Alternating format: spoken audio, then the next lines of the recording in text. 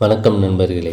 இன்று நான் சொல்லப்போகும் கதை திருநெல்வேலி மாவட்டத்தில் ஒரு சிறிய கிராமத்தில் நடந்ததாக சொல்லப்படும் சம்பவம். அதே கிராமத்தில் வசித்து வந்த என் நண்பர் ராஜு இந்த உண்மை சம்பவத்தை என்னிடம் கூறினார்.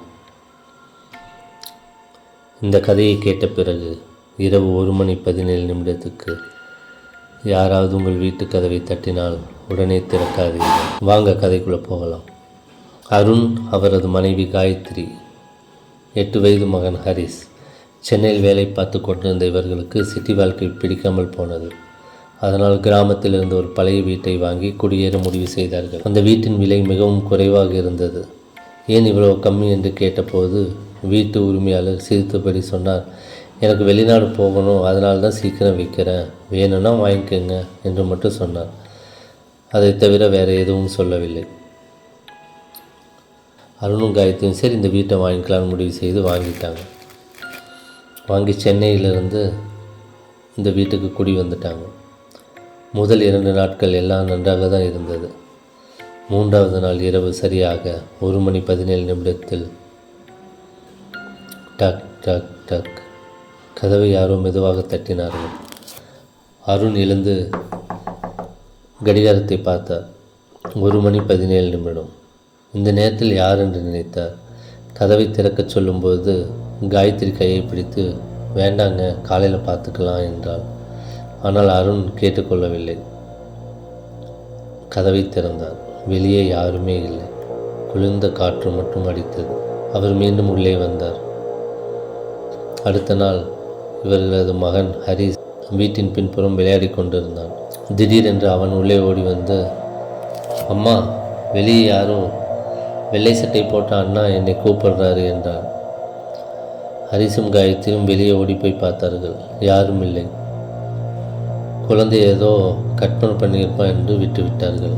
அன்றிரவு மீண்டும் 1:17 டக் டக் டக். இந்த முறை கதவு தட்டுவது இன்னும் சத்தமாக இருந்தது.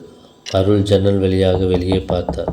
வாசலுக்கு முன்னால் ஒரு மனிதன் வெள்ளை வேட்டி, வெள்ளை சட்டை, ஆனால் தலை கீழே குனிந்தபடி நின்று கொண்டிருந்தான். அவன் முகம் தெரியவில்லை. யாரு என்று அருண் கத்தினார். பதிலில்லை. அவன் அப்படியே நின்று கொண்டிருந்தான். திடீரென்று தலையை மெதுவாக மேலே தூக்கினான். ஆனால் முகமே இல்லை. கருமையான வெற்றிடம். அருண் பயத்தில் பின்னால் விழுந்தார். மீண்டும் ஜன்னலை பார்த்தபோது அவன் காணாமல் போயிருந்தான். மறுநாள் பக்கத்து வீட்டு பாட்டியிடம் இந்த விஷயத்தை சொன்னார்கள். அந்த பாட்டி முகம் உடனே மாறிவிட்டது. தம்பி, இந்த வீட்டில் முன்னாடி ஒரு குடும்பம் இருந்தாங்க. அவரோட பையன் ஒவ்வொரு நாள் நைட்டும் 1:17 வெளியே போவான். இப்படியே தினமும் போயிட்டு இருந்தான். ஒரு நாள் திரும்பவே வரல. அதுக்கப்புறம் அந்த அப்பாவும் அம்மாவும் அதே வீட்டில் உயிரை விட்டுட்டாங்க என்று சொன்னார் அந்த பாட்டி.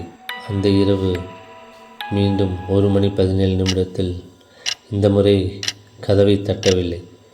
மாடியில் யாரோ நடக்கும் சத்தம். That that that. Arun torch எடுத்துக்கொண்டு மேலே போனான். யாரும் இல்லை. திரும்பி வரும்போது பின்னால் ஒரு சிறிய குரல்.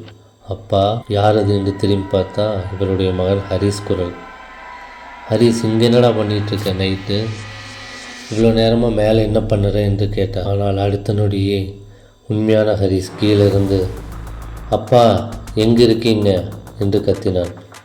அப்படியென்றால் மேலே நின்றிருந்தது யார் என்று திரும்பி பார்த்தார். அந்த உருவம் மெதுவாக சிரிக்க ஆரம்பித்தது. அதன் கண்கள் முழுக்க கருப்பு. அடுத்த நொடியில் அது காற்றில் கரைந்து மறைந்தது.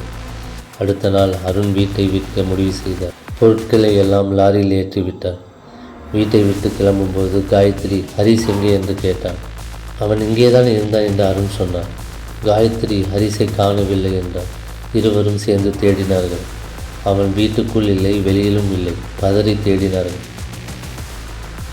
திடீரென்று வீட்டுக்குள்ளிருந்து ஹரிஸின் சிரிக்கும் சத்தம் கேட்டது. அருண் உள்ளே ஓடினார். அங்கு ஹரிஸ் சுவரை பார்த்தபடி நின்றிருந்தான். அப்பா அருண் கேட்டார், யாரோடா பேசுகிற என்று கேட்டார். அவன் மெதுவாக திரும்பி, அப்பா, நம்ம கூட இன்னொருத்தரும் வராரு என்றான். அந்த நொடியே சுவரில் 4 நிழல்கள் தெரிந்தது. ஆனால் அருண், காயத்ரி, ஹரிஸ் மட்டும்தான் நின்று கொண்டிருந்தார். அந்த 4வது நிழல் மெல்ல அருணை நோக்கி திரும்பியது. அடுத்த நாள் காலை வீடு காலியாக இருந்தது. ஆனால் அருணின் குடும்பத்தை அதன் பிறகு யாருமே பார்த்ததில்லை. இன்றும் அந்த வீட்டின் அருகே வசிக்கும் ஒவ்வொரு வீட்டின் கதவும் 1:17 3 முறை தட்டும். அந்த சத்தம் கேட்டால் எவ்வளவு பழக்கமான குரலாக இருந்தாலும் யாரும் கதவை திறக்க மாட்டார்கள். ஏனென்றால் வெளியே நிற்பது உங்களுக்கு தெரிந்த மனிதராக இருக்க மாட்டார்கள். இந்த கதை உங்களுக்கு பிடித்திருந்தால் லைக் செய்து உங்கள் நண்பர்களுடன் பகிருங்கள். இது போன்ற திகில் கதைகளுக்கு சேனல் சப்ஸ்கிரைப் செய்ய மறக்காதீர்கள். அடுத்த கதையில் மீண்டும் சந்திப்போம். நன்றி, வணக்கம்.